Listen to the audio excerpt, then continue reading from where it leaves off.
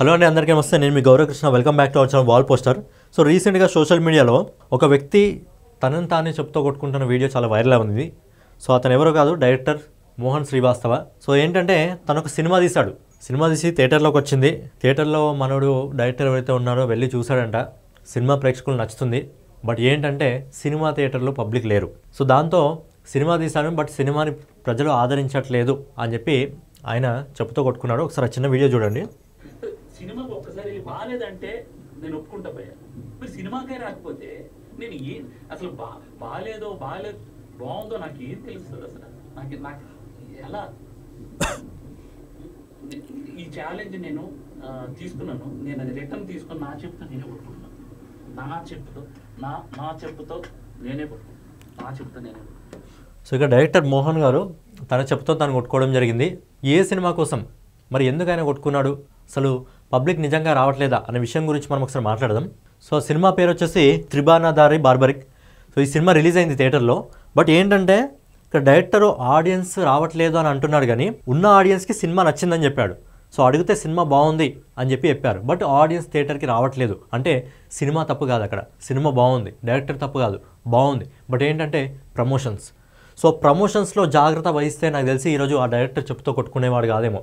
ఎందుకంటే ఏదైతే సోషల్ మీడియాలో వీడియో వచ్చిందో, ఆయన మోహన్ గారు చెప్తూ ఆయన కొట్టుకోవడం వీడియో వచ్చిందో, ఆ వీడియో వచ్చిన తర్వాత ఎవరి డైరెక్టర్ అసలు ఏ సినిమా తీయడం జరిగింది, ఫ్రాంక్గా చెప్పాలంటే నాకే తెలియదు అసలు ఆ సినిమా థియేటర్లోకి వచ్చిందని చెప్పి. అంటే సోషల్ మీడియా ఫీల్డ్లో ఉండి సినిమాకి సంబంధించి న్యూస్ కవర్ చేస్తే మాకే ఇలాంటి సినిమా వచ్చిందని తెలియదంటే జనరల్ ఆడియన్స్కి ఏ విధంగా తెలుస్తుంది? జనరల్ ఆడియన్స్ వరకు రీచ్ కావాలంటే ఏంటంటే ప్రమోషన్స్ అనమాట. ఇలాంటి చిన్న సినిమాని, కంటెంట్ ఉన్న సినిమాని తీసుకొచ్చినప్పుడు ఖచ్చితంగా దానికి సంబంధించి కొద్దిగా ప్రమోషన్స్ చేస్తే బాగుండేది అని అనిపించింది. ఆయన ఏదైతే వీడియో వచ్చిందో వీడియో తర్వాత నేను సినిమాకి సంబంధించిన టీజర్ చూస్తాను, ఈ సినిమాకి సంబంధించిన ట్రైలర్ చూస్తాను. ఓవరాల్గా రెండు కలిపి 5 నిమిషాలు ఉన్నాయి.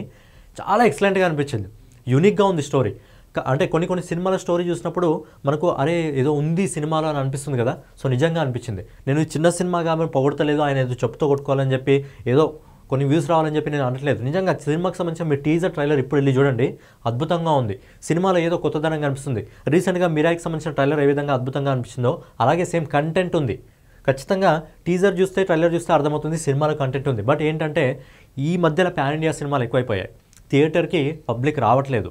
ఎందుకు అంటే పెద్ద హీరోలు వచ్చినప్పుడు మాత్రమే రావడం జరుగుతుంది, లేదా ఏదైనా సినిమా పబ్లిక్ నోట్లో నాని ఆ సినిమా బాగుంది అని అనిపిస్తే, రీసెంట్గా వచ్చిన మహా అవతార్ నరసింహ సినిమా తీరు పబ్లిక్ నోట్లో నాని ఆ సినిమా బాగుంది అని అనిపిస్తే అప్పుడు పబ్లిక్ థియేటర్కి వెళ్తున్నారు. కానీ అంతకంటే ముందు ఇలాంటి చిన్న సినిమాలు వచ్చినప్పుడు దాని గురించి పబ్లిక్ తెలియనప్పుడు మన బాధ్యతగా మనం ఏం చేయాలంటే ఆ సినిమాని పబ్లిక్లోకి తీసుకెళ్ళగలగాలి. దానికి సంబంధించి ఆ సినిమాకి సంబంధించి ప్రమోషన్ ఎంత వీలైతే అంత చేయగలగాలి.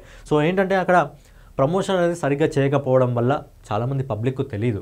సో ఇప్పుడు సింపుల్గా చెప్పాలంటే ఇది ఒక బ్యాడ్ అని చెప్పొచ్చు, గుడ్ అని చెప్పుకోవచ్చు. ఎందుకంటే ఒక డైరెక్టర్ తన సినిమా 2.5 సంవత్సరాలు కష్టపడి తీసి సినిమా పైన, తన కంటెంట్ పైన తన నమ్మకం ఉంది, టీజర్ ఉంది, ట్రైలర్ ఉంది, అద్భుతంగా ఉన్నాయి. బట్ ప్రేక్షకులు రావట్లేదు అంటే అది ప్రేక్షకుల వరకు ఆ సినిమా రీచ్ కాలేదు. కాబట్టి ఈరోజు సినిమాకి ప్రేక్షకులు వెళ్ళట్లేదు. ఒకసారి సినిమా హాల్ వరకు ప్రేక్షకుడు అడుగు పెట్టాడు, సినిమా నచ్చిందంటే దానికి సంబంధించి పబ్లిక్ టాక్ బయటకు వస్తాయి. పబ్లిక్ టాక్ బయటికి రావాలన్నా సోషల్ మీడియానే.